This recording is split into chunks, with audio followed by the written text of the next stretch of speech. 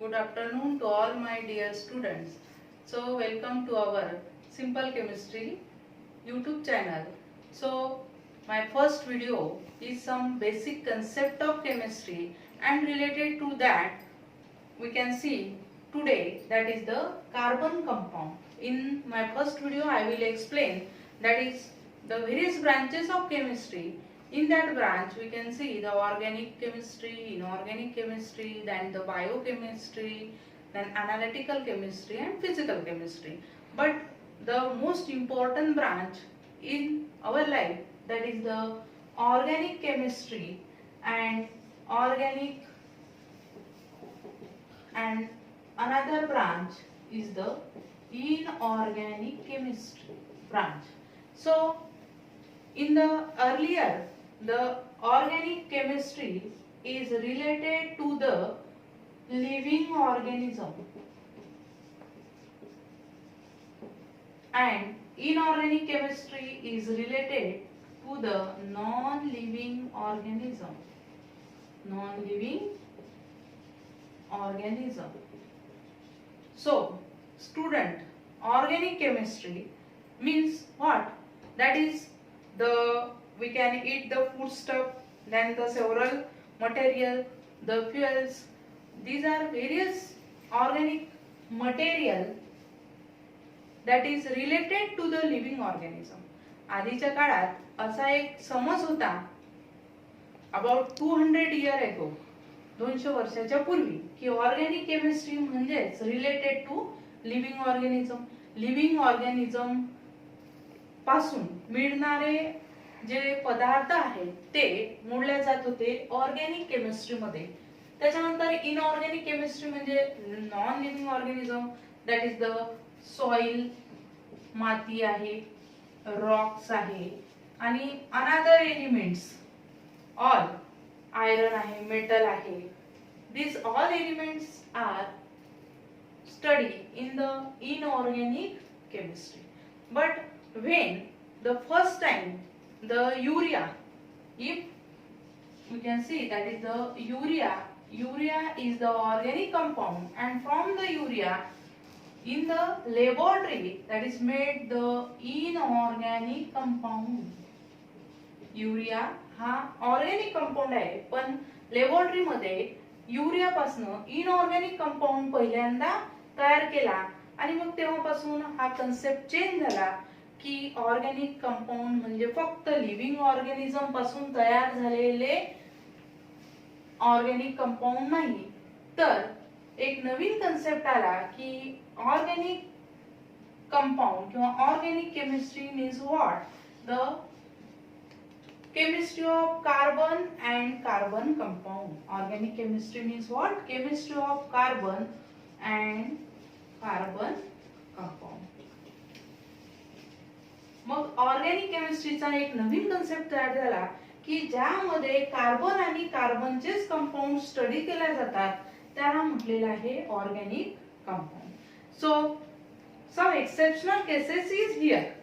याच्या ह्या डेफिनेशनला सुद्धा काही एक्सेप्शनल केसेस आहे, जसं कार्बन डायऑक्साइड, कार्बन मोनॉक्साइड, त्याच्यानंतर sodium bicarbonate means the bicarbonate compounds, then the carbide salt, carbide salts, bicarbonate. जर याचा फॉर्म्युला पाहिला तुम्ही की कार्बन डायऑक्साइड याच्यामध्ये कार्बन प्रेझेंट आहे, कार्बन मोनॉक्साइड याच्यामध्येही कार्बन प्रेझेंट आहे, कार्बाइड सॉल्ट याच्यामध्येही कार्बन प्रेझेंट आहे. जरी कार्बन प्रेझेंट असले तरीही हे कोणते कंपाऊंड्स आहेत? Inorganic compound. These are the exceptional case for the organic compound. मग ऑर्गॅनिक कंपाऊंड म्हणजे काय? तर ज्याच्यामध्ये आपण कोणाचा अभ्यास करून राहिले आहे? Carbon and carbon compound. But carbon compound. So we can see now which is the carbon compound.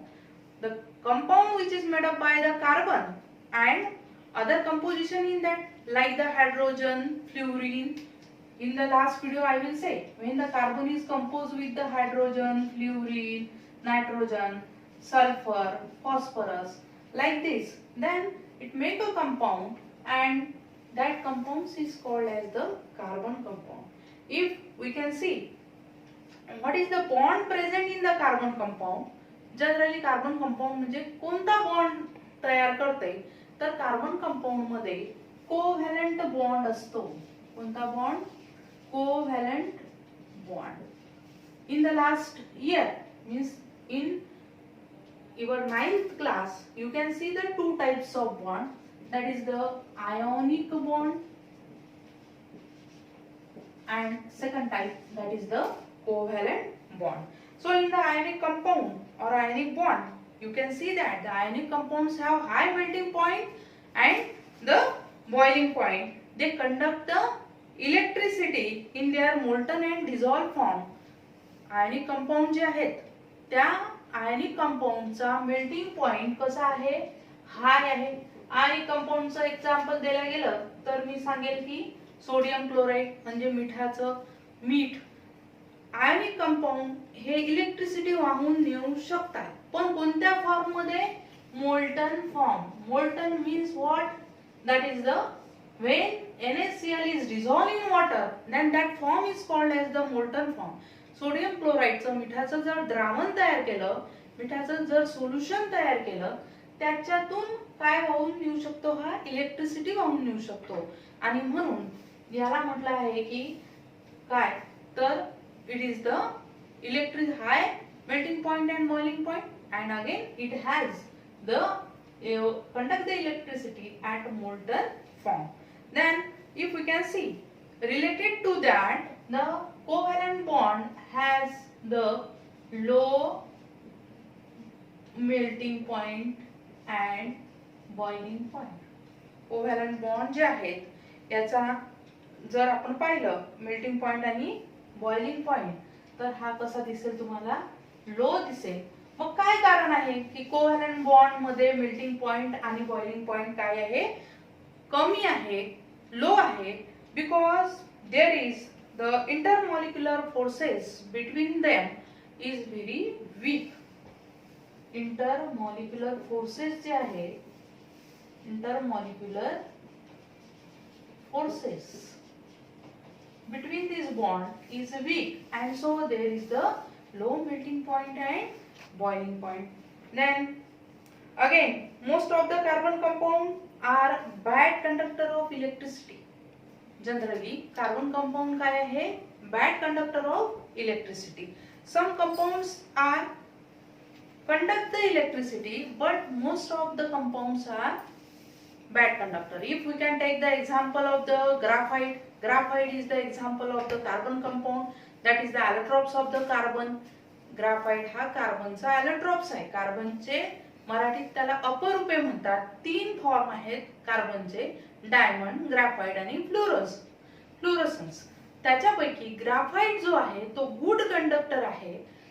तर कार्बन हे म्हणू शकतो आपण की गुड कंडक्टर. आणि काही असे एक्झाम्पल आहेत कार्बनचे की जे काय आहेत? बॅड कंडक्टर आहे. जर आपण ग्लुकोज घेतलं, साखरीचं द्रावण घेतलं, तर त्याच्यातून इलेक्ट्रिसिटी वाहून जाऊ शकत नाही.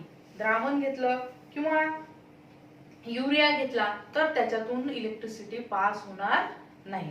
So these are the example of carbon compound, that is what it is show specially.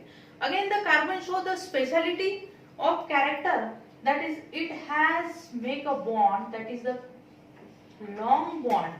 Carbon straight chain, branch chain, or the cyclic compound it form, and that property is called as the catenation property.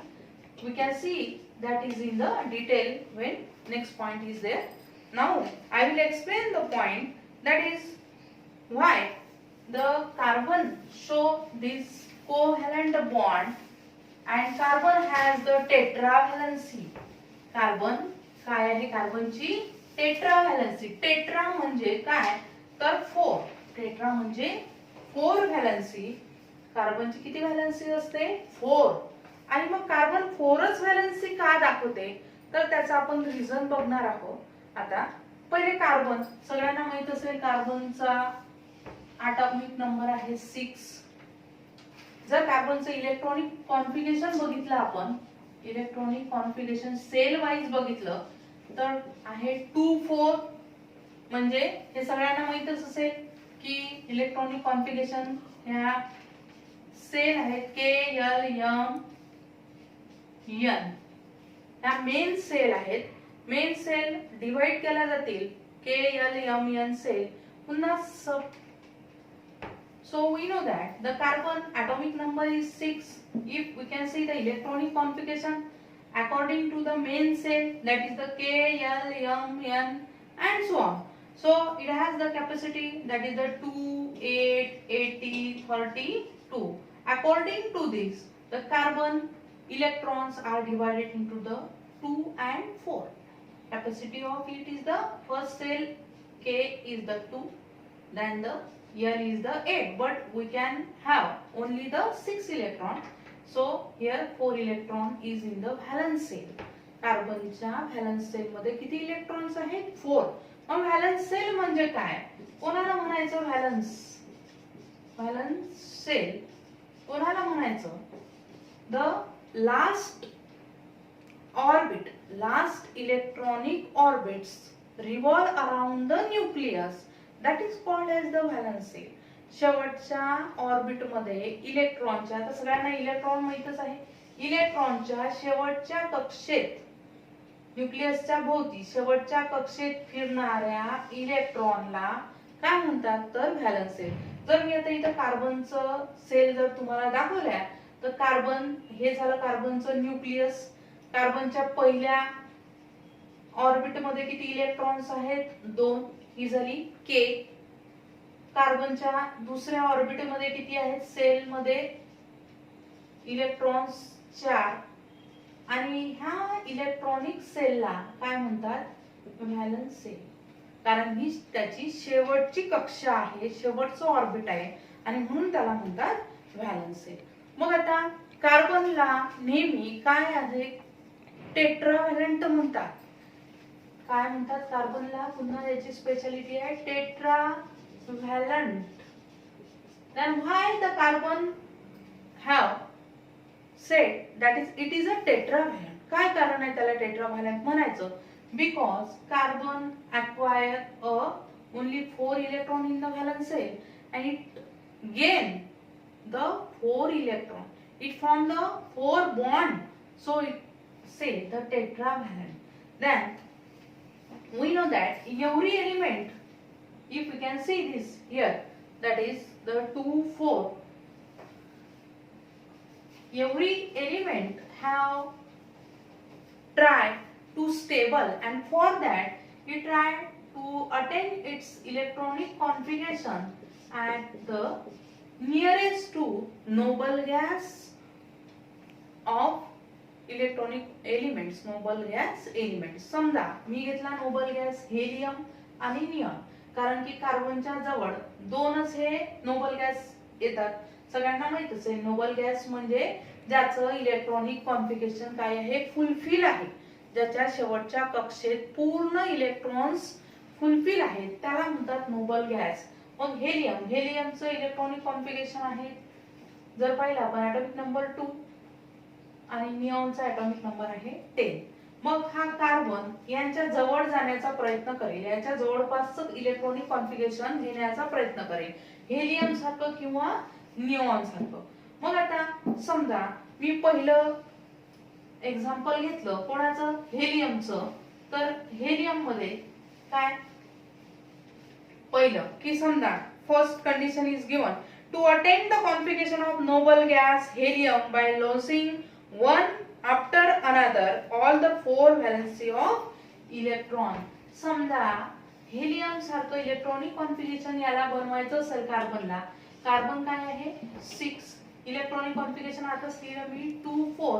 Helium सारखं बनवायचं असेल तर कार्बनला हे 4 electron काय करावं लागतील? Loss. तर याचं इलेक्ट्रॉनिक कॉन्फिगरेशन कोणासारखं होईल? कार्बनचं हेलियम सारखं. म्हणजे त्याचे स्टेबल किती राहतील? 2. मग to attain the electronic configuration of the like a helium, here when it lost the 4 electron, then it have a charge C4+. जर त्यांनी 4 इलेक्ट्रॉन लॉस केले तर कार्बनवर कोणता चार्ज येऊन राहिला आहे? 4+, 4+. And so for this it has the noble gas configuration due to the small size and high net charge. मग आता तुमच्या लक्षात येऊन राहिलं असेल की याचा नेट चार्ज जो आहे कार्बनचा तो काय होऊन राहिला? वाढून राहिला आहे. काय होऊन राहिला? वाढून, खूप जास्त वाढून राहिला. कितीने वाढला? 4+. म्हणजे इथं याला काय लागेल? जास्त एनर्जी लागेल. So in this method the charge of the carbon goes to the increasing during the loss of every electron. जेव्हा तो एक एक इलेक्ट्रॉन त्याचा लॉस करेल तेव्हा त्याला खूप जास्त एनर्जी लागेल लॉस करण्यासाठी. And so it have a net charge is high. त्याचा नेट चार्ज सुद्धा काय होऊन राहिला आहे? वाढून राहिला. आणि म्हणून हे इलेक्ट्रॉनिक कॉन्फिगरेशन तो घेणार नाही. कोणतं? हेलियम सारखं इलेक्ट्रॉनिक कॉन्फिगरेशन तो अटेन करणार नाही.